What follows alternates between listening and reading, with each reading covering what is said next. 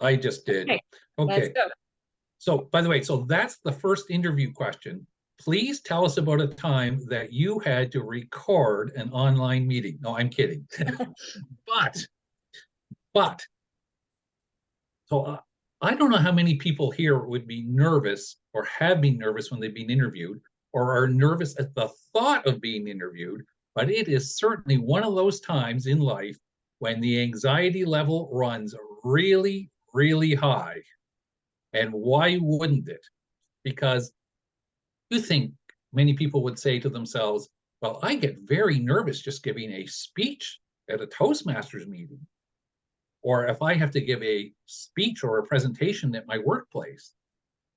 But my future doesn't necessarily depend on giving those presentations and speeches, but my future may depend on the results of a job interview. So it is a time of high anxiety.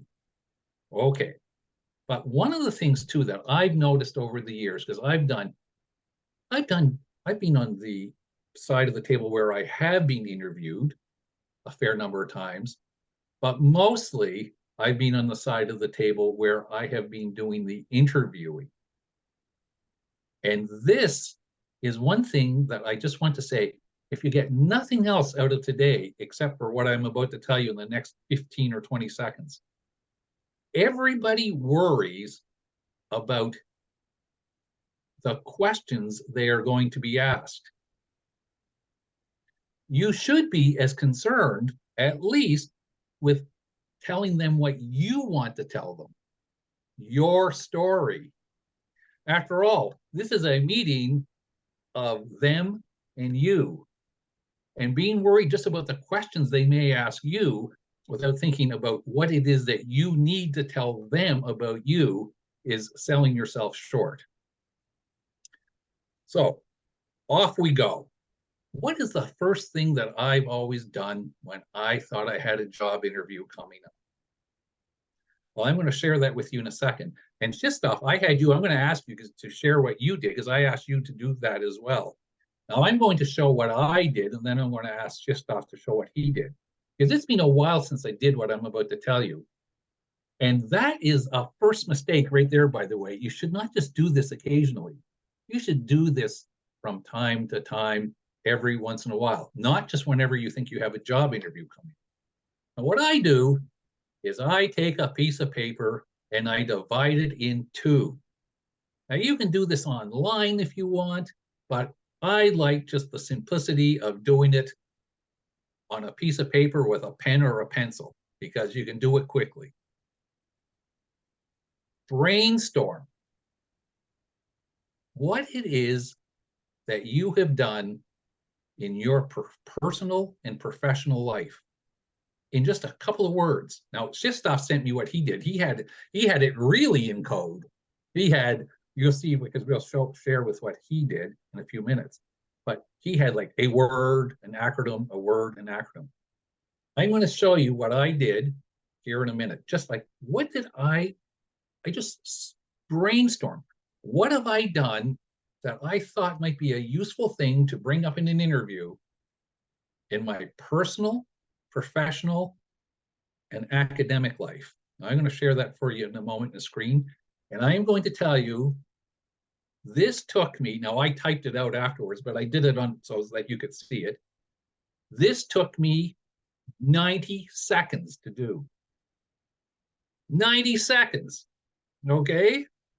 I'm not asking you to take 3 days to do this because I will tell you, if you take more than 5 minutes to do what I'm about to show you, you have overthought it.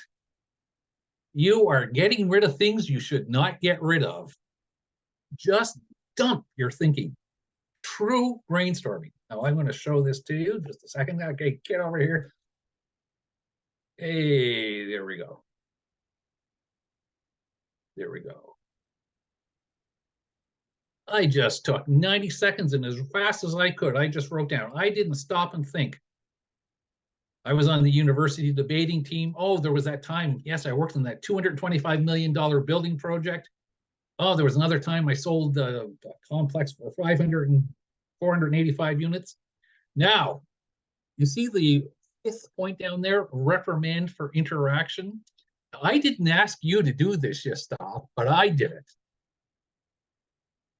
Don't just write down all the good, glowing things that you can dump out of your memory. Write down the bad and the ugly things too, and there's a reason. You see the fifth point there? Reprimand for interaction. I actually was reprimanded by my boss once for something that I said to somebody. Okay? In a workplace situation. I put it here and I dumped it down there because you know why? There were lessons that I learned from that experience.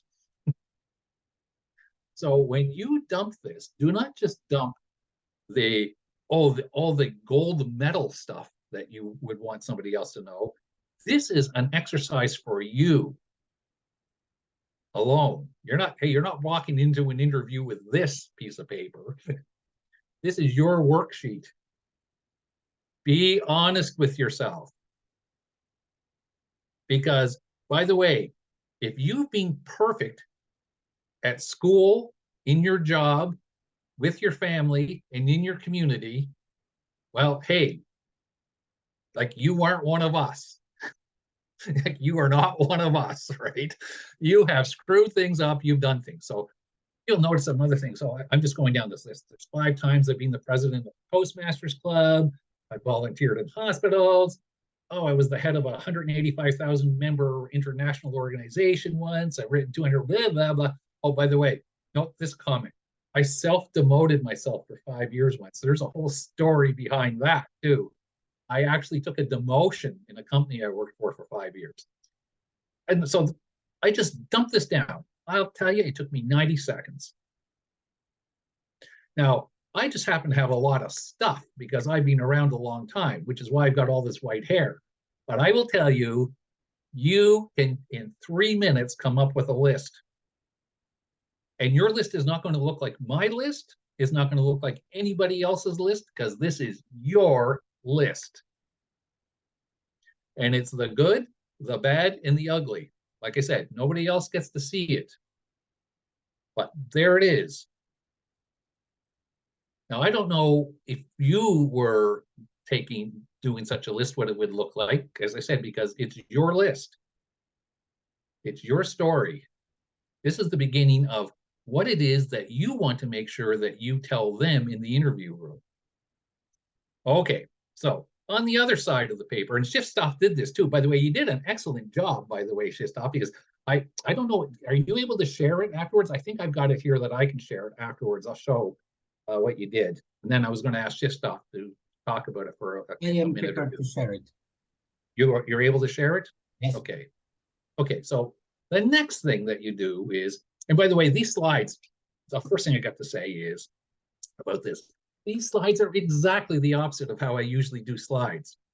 I only usually put about 3 or 4 words on a slide and a lot of pictures, but these are not slides. These are work pages that I want to show you now. So that's why they're so wordy. Now, the second, okay. Every workplace, oh, hang on, get you back up there. Oh, that was the next slide. This is this slide. Get over there. Okay, I'll be careful with the mouse. Okay, mouse, go over there. In every job, nearly every job, they are looking for the same characteristics for employees. They want people who are good leaders. They want people who can analyze, can solve problems, can work in teams, can resolve conflicts, can communicate, can work in an organized fashion, show dedication and commitment, are flexible, have technical capacity, and are creative. Now, the only difference between most jobs is that they may have different weights on these attributes. Because you may be in a job, for example, where creativity is extremely important. Maybe you're in public relations. Maybe you're doing advertisements for the company. You may be in other jobs where your teamwork maybe is minimal because maybe you do most of your work by yourself. But in today's world, most of us do teamwork. These are the things that most employers are looking from employees, from good, solid, stable, hey, it's going to work out employees. So you've got on one side of your page here, you've got your stuff, your story. You're good, you're bad, and you're ugly. On the other side, you've got what it is that employers are looking for in today's workplace. That the weights can be different, of course, because every job is different. Now, the question is, what you are doing here so far, by the way, is notice you haven't even looked at a job yet. We're going to get to that in a second. You're just taking an inventory of who you are and how your stories match up to the attributes that employers are looking for, which is the next slide. And then I'm going to ask Shistov to share what he did in the next slide, because it's a simple form of mind mapping here. By the way, I did not do all of these. I only did a couple of them. I would have a lot more arrows and back and forth. I only did this because I wanted to show you and illustrate a couple of things here. Did you notice? Well, you may not have noticed, but I will tell you, you should notice. Look at this, that second item with that $225 million building. Let me tell you about it very quickly. I worked for a couple of years on analyzing whether or not the company that I worked for should build a new headquarters. It was going to cost us $225 million. Okay. Notice how many arrows are going to that thing. Because I had to have analytical ability. I had to be able to solve problems. But also, I had a lot of teamwork. I wasn't doing that analysis by myself. There were probably a dozen of us doing that analysis, even though I was in charge of it. I don't have all the expertise myself to do that type of work. I had to rely on other people. And the other thing was, okay, how many arrows are pointing to that thing? Work ethic, teamwork, problem solving, communication. Because, like the communication, for example, I was having to many times report back to the president of the company about what our results were, what our progress was, whether or not we thought we should proceed investigating the project, what have you. So the lesson that we have here is that we have some stories to tell on the left side. On the right side, we have all the attributes, many of the attributes that employers are looking for. How do I bridge that so that that one situation of my $225 million building project, there were a lot of different stories related to that. There was a story about my teamwork. There were stories about my analytical capability. There were stories about my communication ability, etc. This is an important thing to do, not just because you have a job interview coming up. This is an important thing to do. I would say this is a thing that you should sit down and do probably every 6 months. Like, where are you in terms of all of these attributes? What is your story? What are your stories that you can bring forward to an interview? Now, I was going to, okay, so I'm going to stop. So Shiftstop, by the way, the only thing I didn't tell Shiftstop to do was put down his ugly stuff, because I thought, oh, I don't want to know how many times Shiftstop got fired or, so hang on, I'm going to stop sharing. And Shiftstop, were you going to show us your, there we go. So I was just going to, yeah, Shiftstop. So, I mean, did you find First of all, Yeah, I was going to ask you, like, did you find this useful? Was this a good thing to do? Like, First of all, Len, thank you very much for this task. It was amazing. I really liked it, and I did it exactly as you instructed. I really like your instructions. Don't did you look? No, I didn't.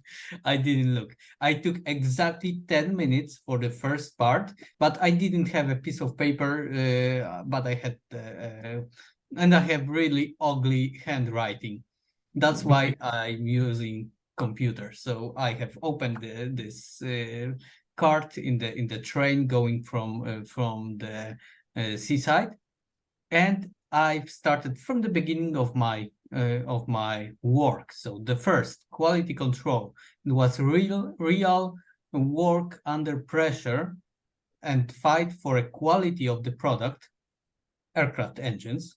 So the life of the passengers rely on that, against the line managers who wanted to manufacture as much as they can, as fast as they can, not really taking care about quality. I was about to take care of quality.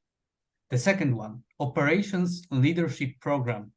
Once for a year, the company was picking one of 4,000 employees, and for 2 years program of moving to different divisions of United Technologies in Poland. So that required a flexibility of changing places every 8 months, changing my tasks from quality to supply chain and production area of manufacturing. The third thing was FCE. So it was the certificate for English I had to pass. The other one, so it was related with communication and the leadership, of course, leadership program. So that was really easy to connect lines. And French communication. Len, do you know why? Because I was cooperating with Canadians and with Quebecians, to be exact. So I wanted to know what they are saying when they switch to French. So it was an improvement of my communication skills. Procedures implementation. I needed to create the procedures for new tasks about quality control, and was also work under pressure to have it very fast and good quality, and solve the problem and analyze the requirements of Polish government, US government, Canadian government, and any other that will will be involved. I have to. I ask you just to do two more, okay? Okay. Just for the sake of time. So the DTM in Toastmasters. So the communication and leadership, where the leaders are made. We are here for that. So I also got the outstanding member. I had a role of division, the director that connected the teamwork, conflict solving, and leadership. And I saw that you have creativity. It was really it required a lot of creativity while COVID situation and switching to online. And maybe the last one I have proposed last week. So real dedication and commitment.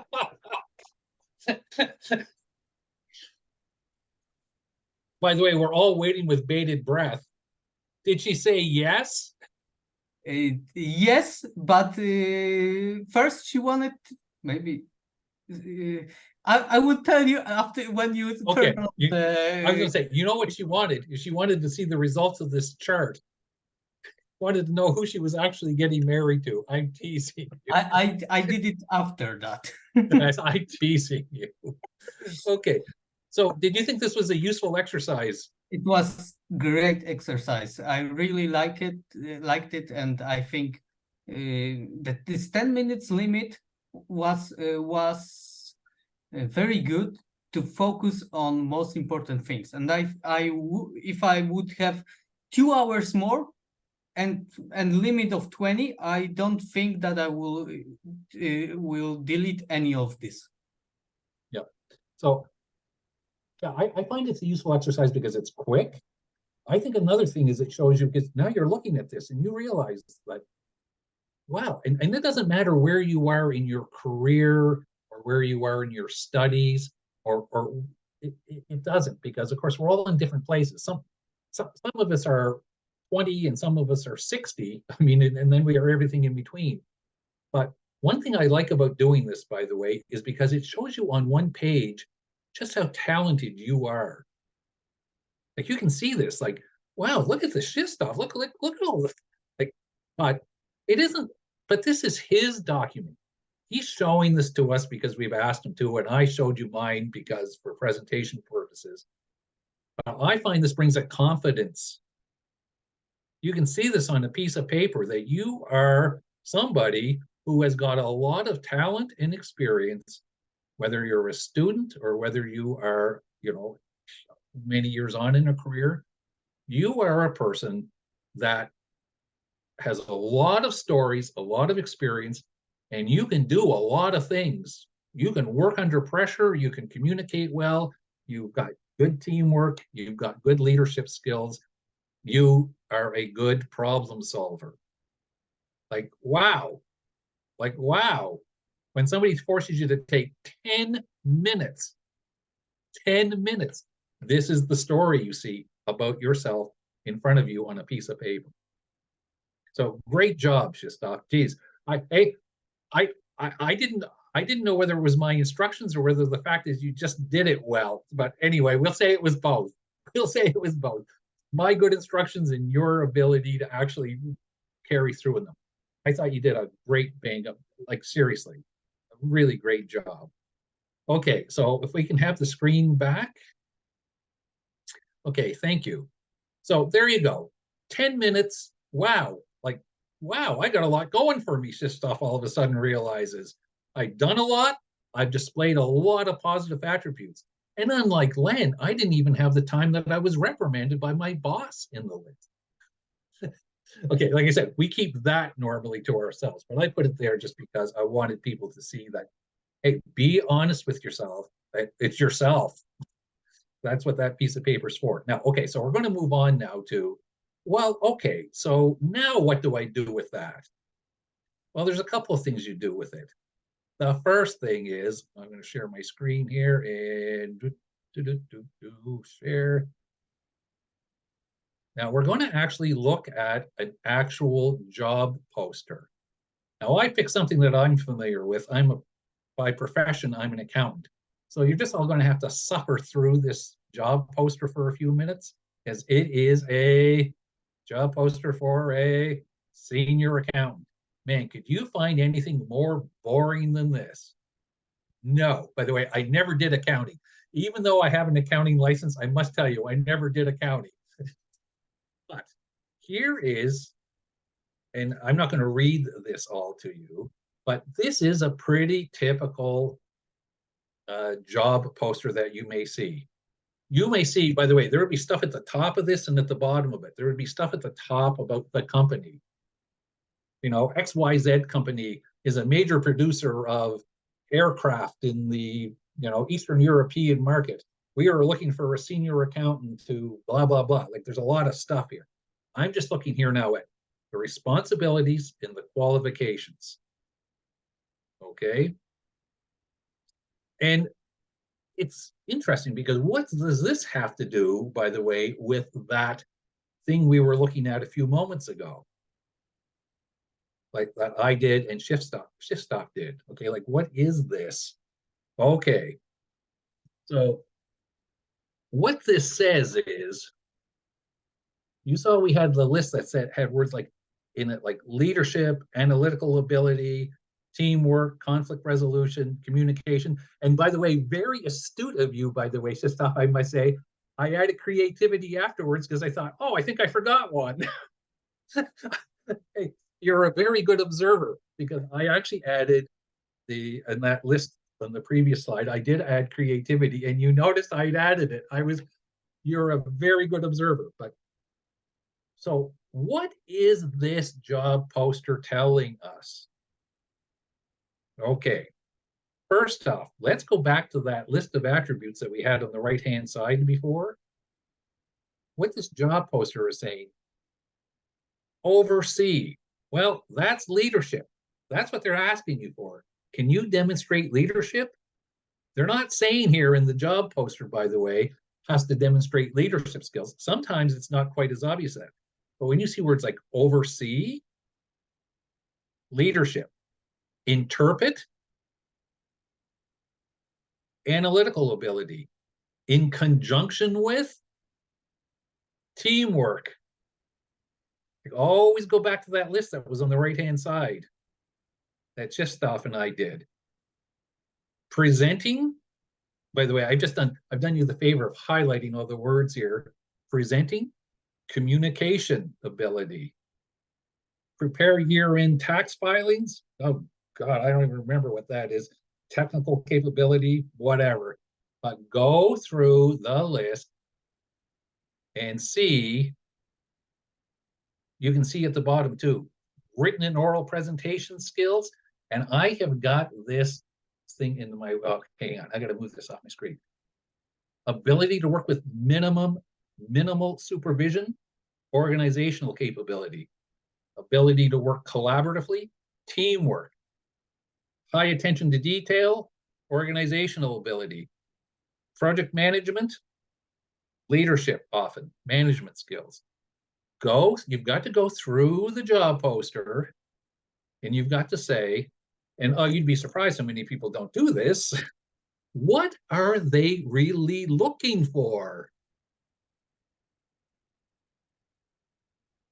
I don't see the word leadership and communication and analytical ability and what have you in here, but that is what they're asking for. You can tell when you go through and analyze the poster. So this is now, we are looking at this. We already have done our inventory. We have our stories ready. Shistov and I, like we talk about overseeing the preparation of something. It's a leadership thing. He's got several leadership stories built up in his chart. I had leadership stories built up in my chart. You see, we have the answer already to, do we have leadership capability? Can we interpret and analyze? Can we work in teams in conjunction with? Can we present information? Yeah, and you know how we know that? Because we took 10 minutes at some point and we mapped it all out. Now, the thing is, if you go back to this thing, okay, so we're looking at an actual job here. We're going back up. Come on, back up. There are certain stories here because you see every one of these arrows, and like I said, I only did it for a couple of these. There would be like 5 times more arrows here if I had done the whole thing. I just started it so you could see it. And you saw how many lines back and forth Shistov had. Every one of those lines, every one of those arrows is a story. It's a situation. It is a situation. What you have to do now is you have to say, in light of the job that I'm looking for, some of these situations are probably more appropriate. Some of these stories are probably more appropriate for that job that I'm looking for than some others. Which ones? Okay, if I'm applying for that accounting job, for example, probably be my analytical ability and problem solving and the teamwork, all of these things. Go through this now and say, in light of that job that I am looking for, I have gone through the job poster and I see the qualifications that they're looking for. What stories do I have to tell in relation to those qualifications and capabilities that they are looking for? Now we're going to, so how do you turn all of these lines and all of these arrows into a story in the interview? Well, Martha's going to be helping me in a few minutes too. And Martha's so nervous. She should see the notes she was sending me. Len, no, don't make me do this. But that's okay, Martha. You will do fine, I'm sure. So,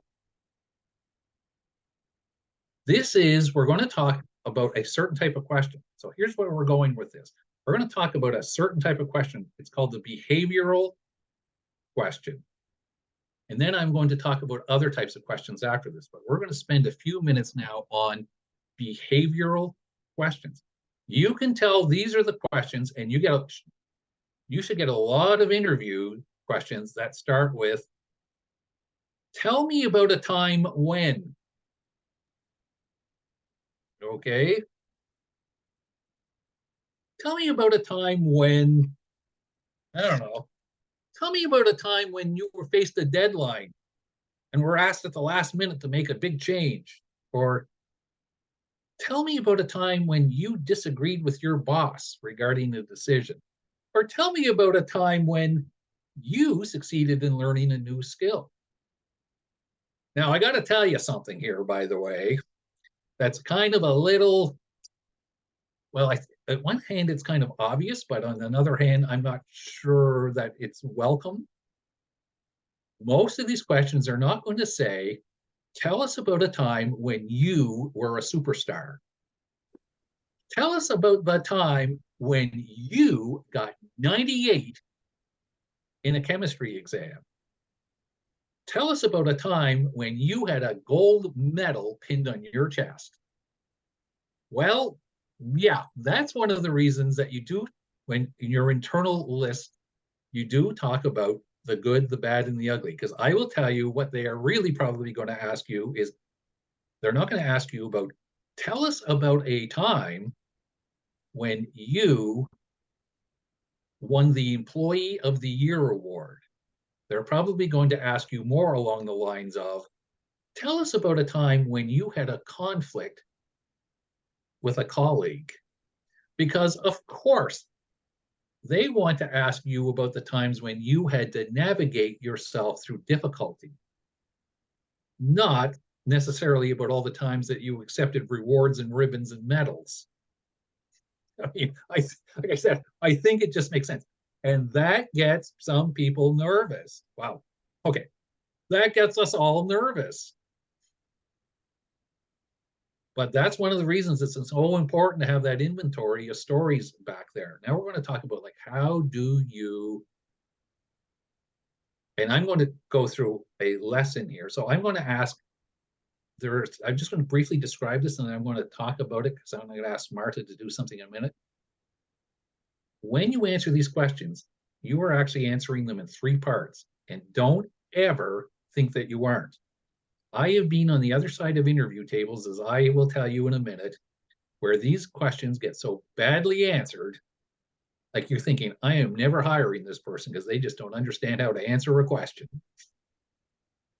You're telling them about a situation. You saw all those lines and arrows that were in that chart?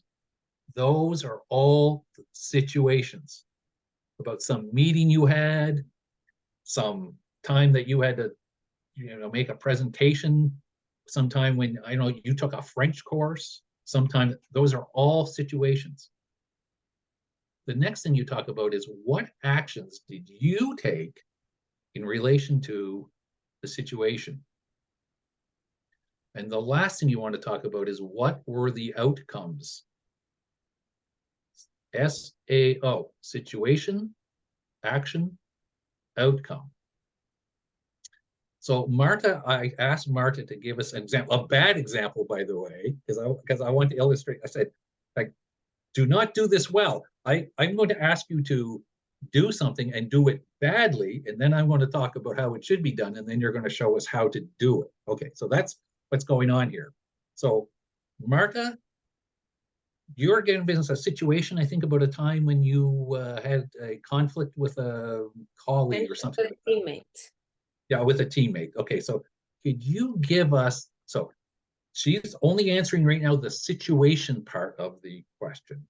Okay, she's not going to talk about the action or the outcome yet. So Marta, tell us about a time when you had a conflict with a teammate. This is an actual interview question. By the way, this is a common interview question. So Marta. Yeah, sure. So I was working in this team and we were working on a project of a workshop. This was an important event that we were supposed to do, and we were doing this for charity, and this was super important. So we had a team, and I was the leader and the manager of the team. So my job was to manage the team, to make sure that everything was done properly, to communicate with the higher team and my team. So I had many jobs to do. And we had this co-worker in my team who I was managing, and his job was basically, it's doing a PR. He had to bring awareness and invite people to our fundraiser, to our event, to our workshop. So we had a deadline approaching, and I was noticing that nothing was ready. I wasn't seeing any ads coming out. I wasn't seeing any work being done, any awareness brought up. So I went to him and I asked him, hey, how is it going? Is everything okay? And he said, yeah, it's sure. And then a few days later, the deadline is approaching. I come back and I'm like, hey, is everything okay? Do you need any help? No, everything's fine. Okay, I started to get tense because just in a couple days, we're supposed to have this event. And I was like, come on. So a few days later, the deadline is literally in a few days, nothing. So I go to the guy, I knock on his door, and I say, hey, look, I don't know what's going on. I've asked you a few times. Is everything okay? So he lashes out at me, and Okay, he's I'm going to stop you. I'm going to stop you. Okay, because this is, by the way, this is the biggest mistake I will tell you that people make in interviews. And Martha just displayed it beautifully. Okay. I've got 8 interviews today. I got to listen really hard. I got an hour for every interview. I typically have maybe 6 to 8 questions. That means that the person who is answering the question probably has 4 minutes per question. They've got to tell me about a situation, the actions that they took, and the outcome. I will tell you about an incident in a minute. I remember asking this guy, I'll tell you this now because it honestly, it's true. I remember asking this guy a question like that. And 25 minutes later, the guy is still spieling on about the situation. He's like, at this point, like he started on the day he was born. And he is now up to like grade 9. And it's got something to do with chickens at this point. I don't know. He's chasing chickens around a schoolyard or something. And we were inside this small room interviewing, and me and my interview partner of decades, David Williams, who taught me much of what I am telling you today, and I taught him as much as was going the other way. But Dave and I noticed that there was 2 things going on. First off, there was very little air in there. There were no windows. And I am thinking, I am going to pass out. What is this guy rambling on about? Chickens? I'm in grade 9. Like, what? Like this is like 25 minutes. The interview's half over. And all of a sudden, I thought, what is that noise?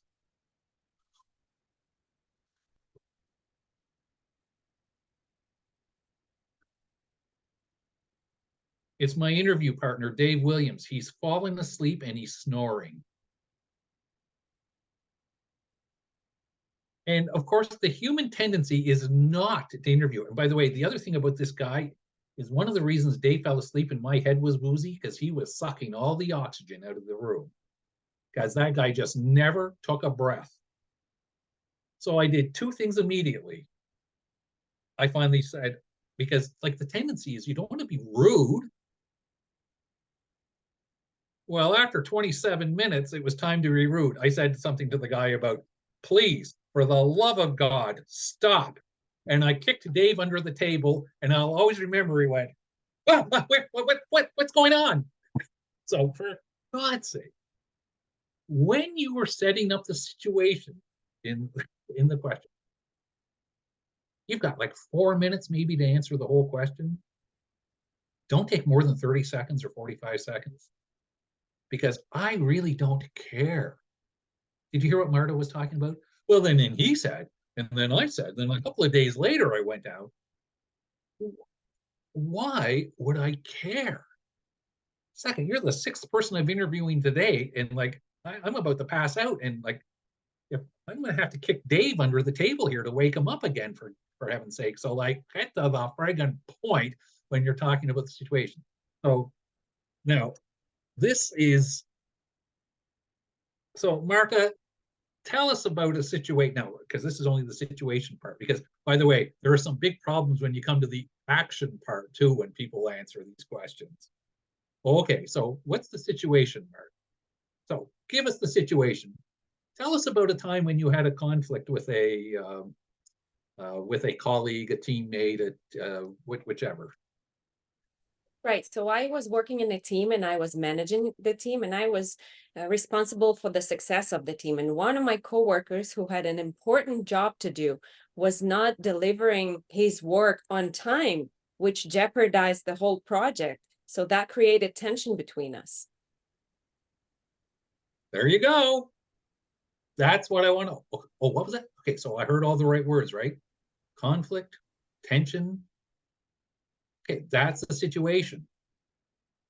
I think one of the things that happens is people are so nervous going into interviews when they're setting up the situation in response to those types of questions. They just gotta talk, and they just gotta talk because it's one of the ways of relieving their tension. But please, please, after 14 minutes, look over and see if somebody's snoring. Okay, now we go on to the next part of the question, which is the action part. Oh yeah, well, we're getting to that, whoever thought. Okay, so they take too long to set up the situation. Now here is the reason that I have most of the time not hired somebody. It's about the action part of the question. And there's a couple of reasons for this. They give you the we answer. Marta, have you got a, so I don't know what your situation, what, give us, I think you had one, right? Did you have a we? Okay, so listen to what Marta, so there's a question being asked. She's set up the situation. She's now into the, like, well, what did you do about it part of the question? Marta, what did you do about it? Yeah, so we had this conflict with a client, and we had to come up with a system because there was a mess in the company and we couldn't find clients. I was working in this company that made clothes for people. So we were working with data and names and phones, and there was no structure in it. So we had to come up with a structure to keep everything in one place so it doesn't get lost, and we don't keep upsetting our clients by having to tell them, oh, sorry, we lost your measurements, or oh, sorry, we did this, or sorry, we did that. So we had to come up with a structure to put everything in one file so anyone from the team could always look at it and find the client and all their history of the purchase and all their measurements and their contact numbers and everything. And that's what we did as a company to help structurize everything. Okay, thank you, Marta. You are not getting hired. Oh, no, Right? No, why? Well, that's a good question, Marta, because I'm not hiring I'm not hiring the big you, I'm not hiring your former team, I'm not hiring the former company. I cannot, by the way, she did that deliberately because, of course, this was a setup. I am telling you, honestly, this is the biggest problem people make. There's one of two reasons that I've said to people, okay, so I've heard from Marta, she's given an answer. And then I say to her, because I want to be fair to people in interviews. I know that there's anxiety. I know that. So what did you do, Marta? And the answer you get is, well, we had a meeting and we set up this file. And then we phoned a client and then okay, but I already asked you, what did you do? Well, I told you, well, what? Like I said, I'm not hiring your whole former team. I'm not hiring the company. I'm interviewing you. And I've had people tell me, I've asked people 3 times, well, what did you do? And I figured there's one of 2 reasons that they're telling me, they're giving me the we answer. One is that they don't like selling themselves. A lot of us don't like selling ourselves. But man, you better drop that thought right here and now, because if you're ever going to sell yourself, this is the time and the place to do it. This is it. The other thing is, and I have seen this and I've known this intuitively many times in an interview, the person didn't really do anything. They're hiding behind the big we. They didn't do anything. I mean, well, I'm not prepared to hire somebody who either cannot, when they are required to sell themselves a bit, or didn't really do anything and are hiding behind somebody else's performance and actions in a company. And there's something else that's going on here too. When I've said to you 3 times, and this has happened so often, 3 times, what did you do? And I keep getting back to the we answer. One of the reasons that I'm not going to hire you is because well, for one of the first 2 reasons, or the third reason, you can't listen. Did you hear what I've been asking you 3 times? Like, are you not getting the fact that I have asked you a question directly?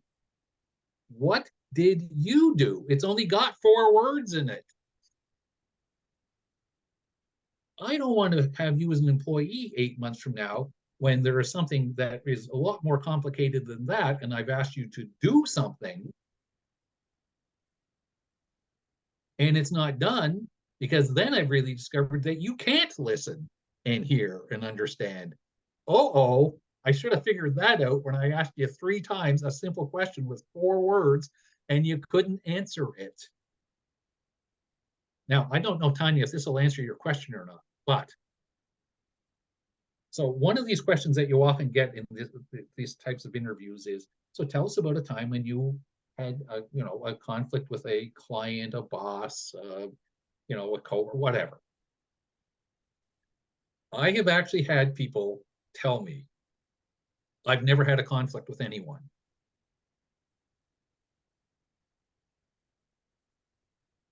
And you say, so then you go through but surely you must have had some disagreement sometime, somewhere with somebody about something. No. So Dave and I are looking at each other, because now he's awake, and we're signaling to each other, you know what? This person's a saint. They're too good to work here. Well, come on. You've never, ever had a disagreement with somebody that needed to be resolved, that you had to take some action about? Okay, no. Like, you're not getting hired. No, Hey, we'll pretend that you're getting hired, but you're not getting hired. Okay, so Martha, tell us about, okay, now tell us, Martha, about a you answer when you are in regard to that. Yeah. Right. So we now and then had conflicts with clients who came back after being absent for a while, and we kept losing their files because there was no structure to our clients' files. So I suggested that we come up with an Excel table where we put and structurize all the client information along with their history of their purchase, their orders, everything would be found in this one Excel sheet. I suggested it and I came up with it, and the company applied it. And from there on, everything was much easier. Thank you. Thank you. It took me 3 times to ask you what you did, but no, I'm kidding. But you actually answered the, oh, you got it. My guess would be that 25% of all interviews that I've done, of the dozens and dozens of interviews I've done, have had this as a problem in the middle of them. Okay, situations that take forever. Dave, wake up. He's not taking care of the chickens in grade 9 anymore. Okay, secondly, I don't care what we did. I did, like I said, hey, like your mother, father, former boss, and 18 colleagues are not here with you in the interview room. I want to know what you did. Now, the last thing is, okay, so Martha, you did a really good job in that because we didn't practice that stuff. Like, what did you do? Like, what steps did you take? Like, if a conflict resolution, for example, you might say something like, you know what, I disagreed with this person, but I said to them, perhaps we can meet, somewhere that's private so we can have a fulsome discussion. And I suggested that. And then I said to this person, I think this is a better, and then I said, and she said, yes, I think you're right. And then we said, okay, it shows that you took action. Now, the last thing you want to talk about is like, what is the outcome? I am kind of divided about this. Usually people think that they should always say that, wow, it was solved. It was like, wow, the spreadsheet worked. Wow, we got along forever after that. Well, sure, okay. I think that there's a positivity to that that's important. But every once in a while, I think, you're answering these questions, probably don't do this more than once in an interview. Do say, it didn't work. But I caution you not to do it twice, because everybody's going to think, what are you, an idiot? Like how many, hey, we've asked you 4 questions and 3 of them, it didn't work. Okay.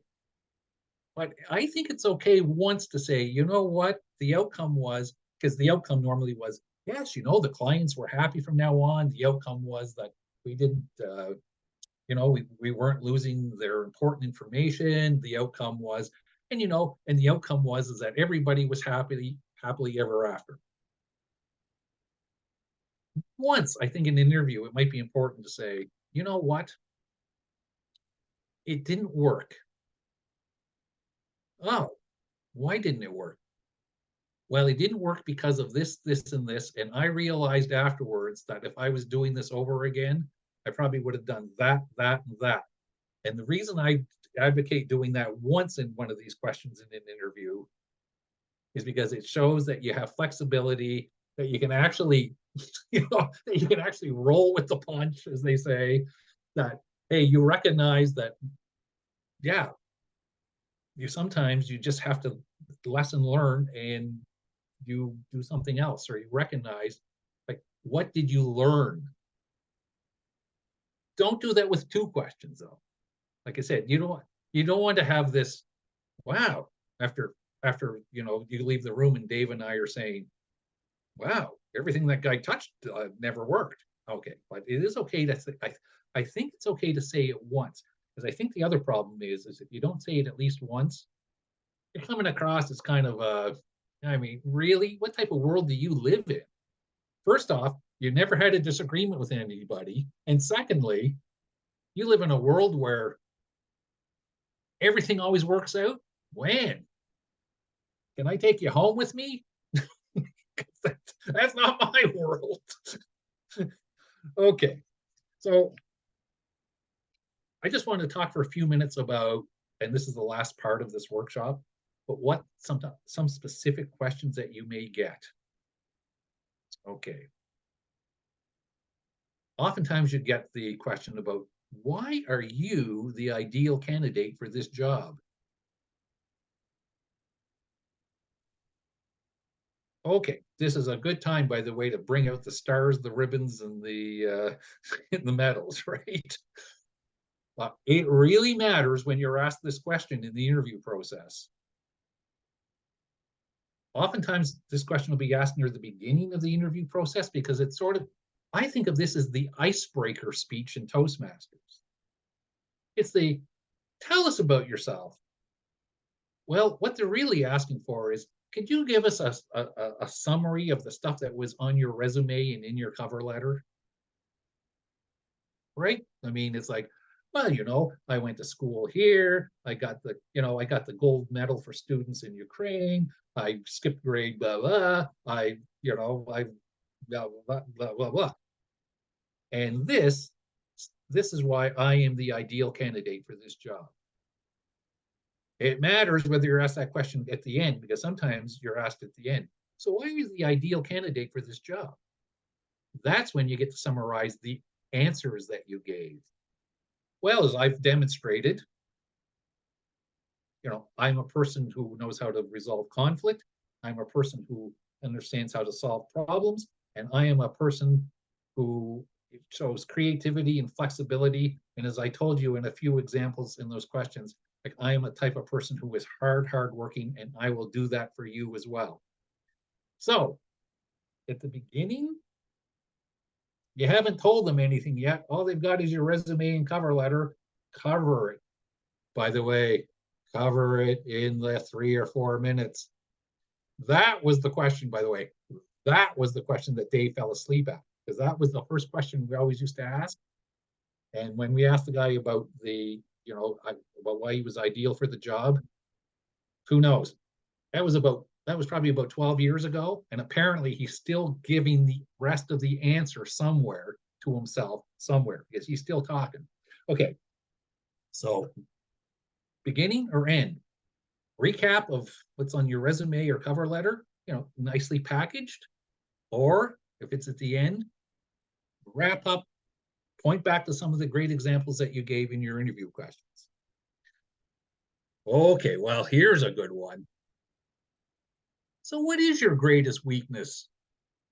I used to think this was the dumbest question. I used to think, why would they ask that? And then you know what I realized? Because here's the automatic answer. Do you know? So I don't know. Chris, what's your greatest weakness?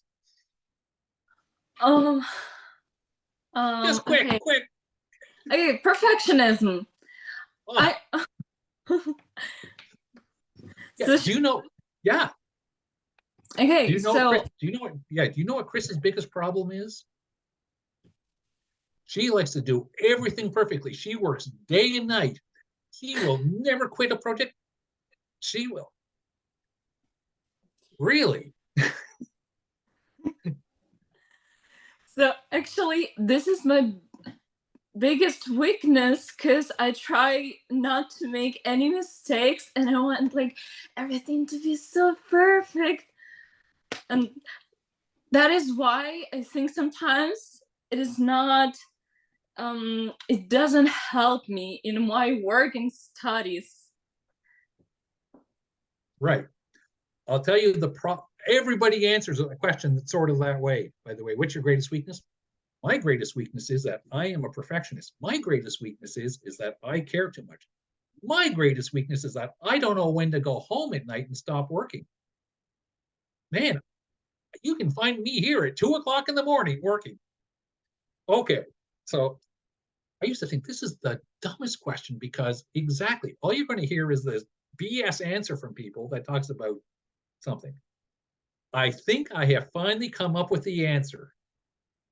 I have actually tested this with a few human resources professionals who told me, holy mackerel, that is the answer. I think I have the answer.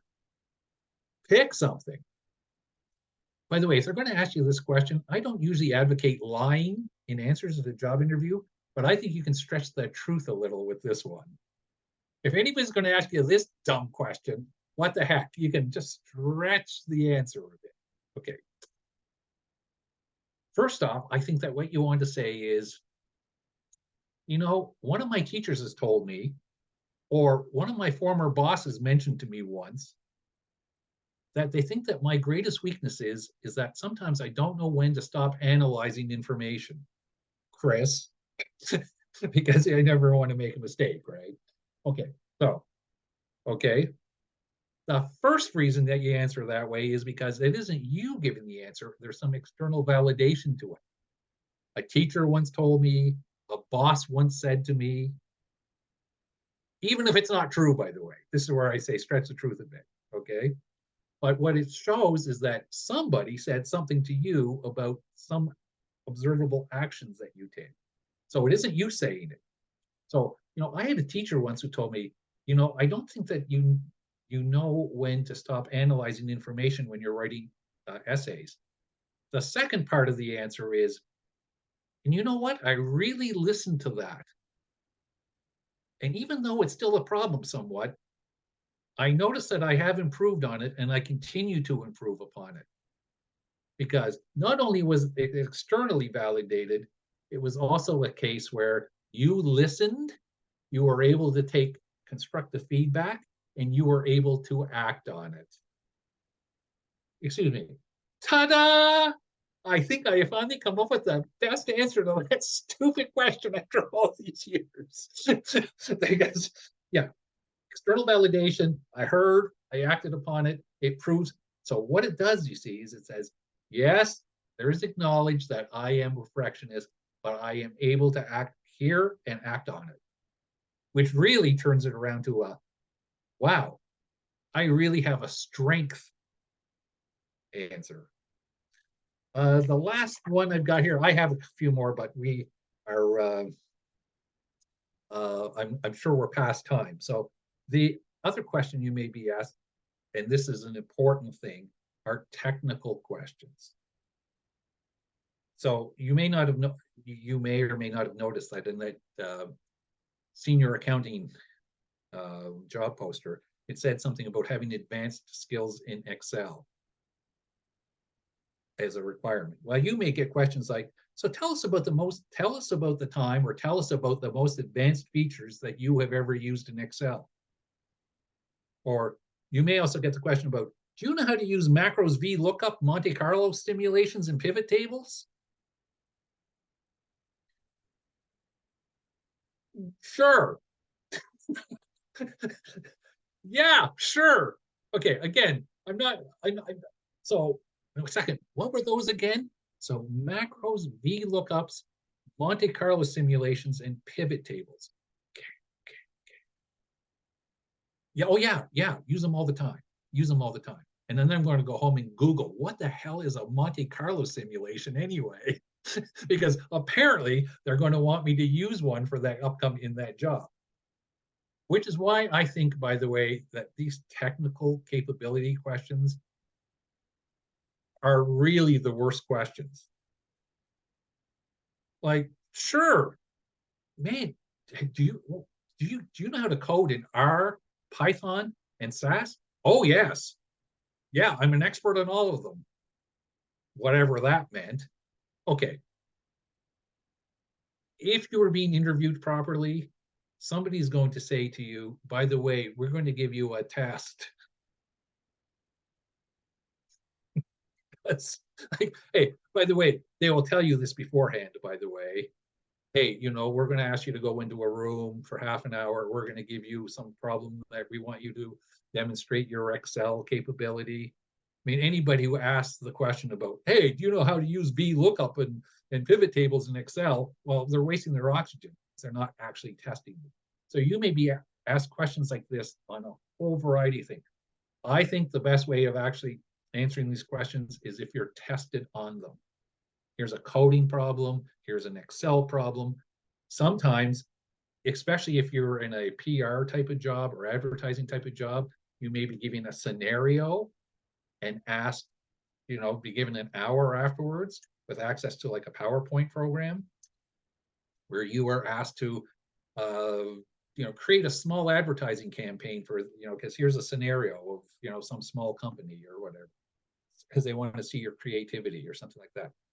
But yeah, I am very cautious about asking people about their technical capability without them actually demonstrating it in some sort of test or scenario thing, which points to an important point about interviews that I'll end up with.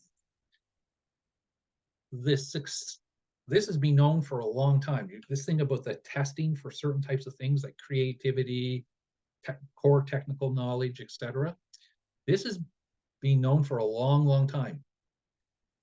The correlation between people who are thought to do well in interviews and people who actually do well later in the jobs is really low. Really low. Oftentimes, people who are to do really, really well in interviews do not do well subsequently in the jobs. And this is one of the main reasons why, right there. Because if somebody's going to ask me if I know how to do this or how to that, and it's technical stuff, there's only one way of really knowing it. So that's, I had a few other things here, but that's okay. That's basically my presentation. I don't know if anybody's got any questions. Of course, this is a very brief overview. This is the sort of thing where you can spend, 4 or 5 hours at it. But if anybody has any questions, I'll try to answer them. Except for Shistov and Marta, I'll answer anybody's questions. Yes, okay, Marta, yes. Should I? Yes, Marta? Me? Yeah. Yeah. First. I think Shistov. Well, one of you actually raised your hand on the screen. That was you, and one actually used the. So I know whoever wants to ask me a question. Oh, such a gentleman. Congratulations, by the way, Krzysztof, with the proposal. Yay. Okay. So, Len, I was wondering, my question is, what if I am caught off guard by some question? And the tendency might be to lime my way out of it and try to make myself more than I am.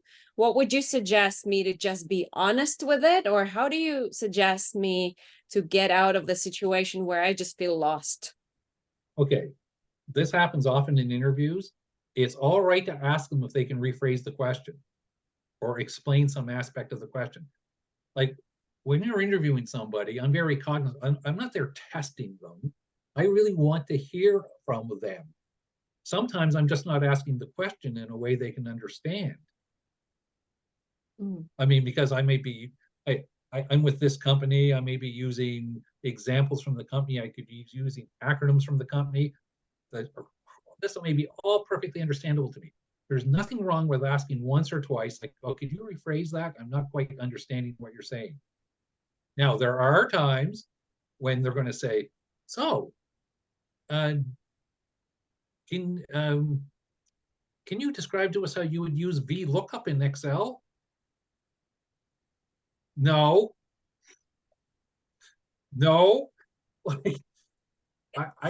I'd rather always have somebody say to me, I'm not sure of how to answer that. I do know many other aspects of Excel. That just happens to be one that I don't know, but I would be glad to, go and investigate that and examine that. Always show a willingness to go find out what the answer is if you don't know.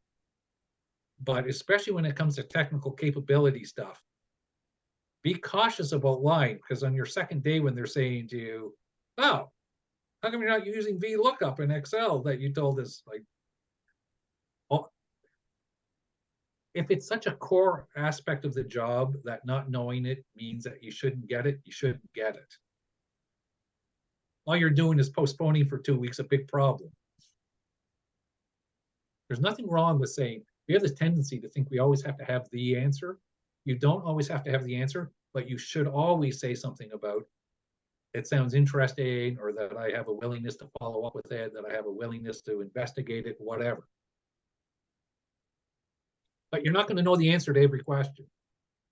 Well, you may, congratulations, but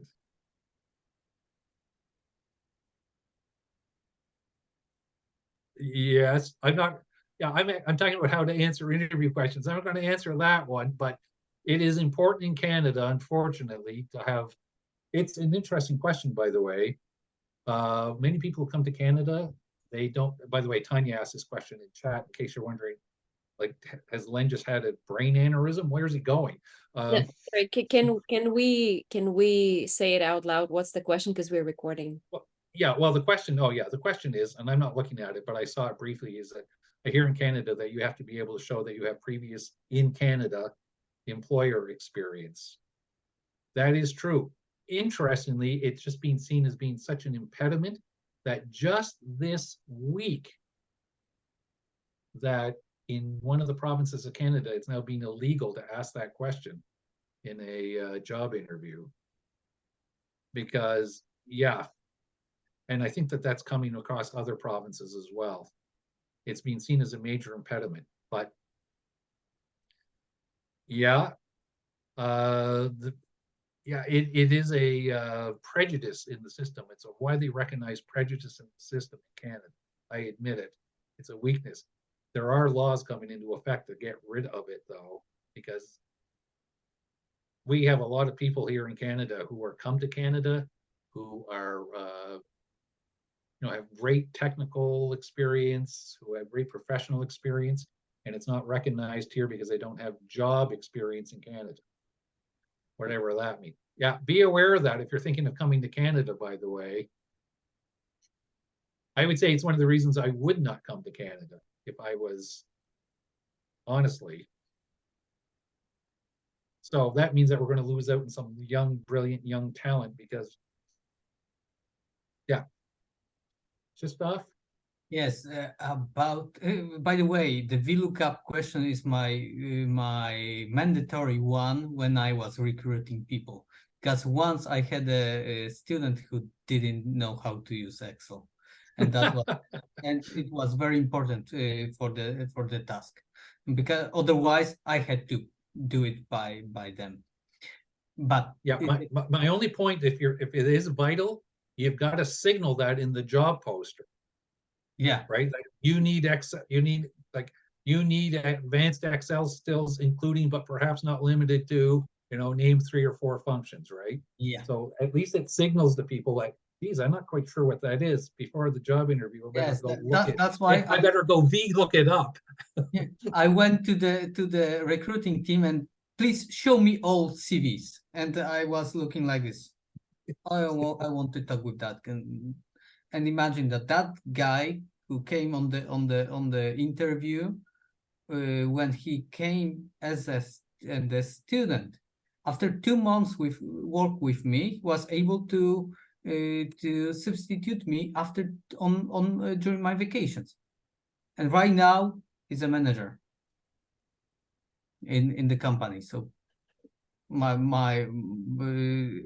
was my brilliant pick. But by the way, the answers. I had a situation after this OLP program when the board of directors were asking me questions about these two past years. And I said, I did this, we did that, and something else, and what I did.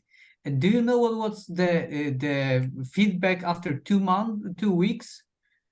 From my VP, who was one of those directors, we didn't believe that you did it yourself, but it was true. So sometimes I was totally honest when I did something, I really did. I have no idea why they didn't believe me. Well, that sounds like an internal communication problem. So, man, I wouldn't be eating lunch after that without sending a note to the VP telling them that I was doing it. But anyway, it's like, hey, guess what I'm doing right now? Hey, guess what? Yeah, I'm thinking more of when I think more of this yeah, that's an unfortunate, weird sort of thing, by the way, because usually you can be applying inside of a company or outside to like a university or outside company. And especially if you're inside, it seems to me you got to be very truthful about what you're talking about because they know what you did and what you didn't do, and they know what the situation was or they didn't. Or, unfortunately, in your case, you got a VP who's disconnected from knowing what's going on underneath around him and didn't know what the situation, what the situations and actions It were. happened in the different company, in the different divisions. So we couldn't verify if I did it by myself, but I did. Whoa, by the I way, I do want to add one point, by the way, about those types of questions. Because many, many times I've often phoned for a job reference. So we've decided to hire this person. Okay. So then you phone for a job reference because they give you like 3 references or something like that. And I have actually phoned and said, yes. Yes, I'm phoning because Shistoff is blah, blah. And he says that he implemented a system in the company that gathered client data so that blah, blah, blah. Is that true? Because one of the reasons you're also asking people about a time when, or for them to give you the answer about what they did, is that also can form the basis of you checking. I mean, so I phone Marta, I get a reference from Marta's company who's there. Who? Marta? She never did a spreadsheet or an Excel. It's like, oh, okay. Thank heaven she's muted. Yes, she had. If a person holds you up for an interview, is it okay to say you're going to the next interview? You're darn right it is. Yeah, I mean, sometimes things can happen. I've had some weird things happen in interviews. I've had the fire alarm go off and we all had to run out of the building. And another time some guy burst into the room at Christmas, not realizing, thinking it was where the Christmas office party was, and burst in with a Santa Claus suit on. Things can happen in interviews, but I think, yeah, if you can't reschedule the interview and you've got something else that's important going on, keep trucking, keep moving. Because when you're asking them, that's one thing we did not cover here today, because we talked about answering questions, but there's a whole other segment about what question should you ask, right? Because yeah, you are also obliged in this process to ask questions. Anyway, I'm going to cut it off there because we've been going for like an hour and a half or something. So it's all I can say is, like, I mean, this is a topic that I kind of skimmed the top of the surface on in many ways. Because I could get into more types of questions, more weird, difficult questions, but I hope this gives you some idea of how to approach this, how to make sure that you understand what the inventory of your stories are, what it is that you want to get across at the interview, who it is that you are as a person, what skills and talents and attributes you bring, how to translate that into questions, situation, action, outcomes. That's one type of question. There are also some hypothetical, technical, and overview questions.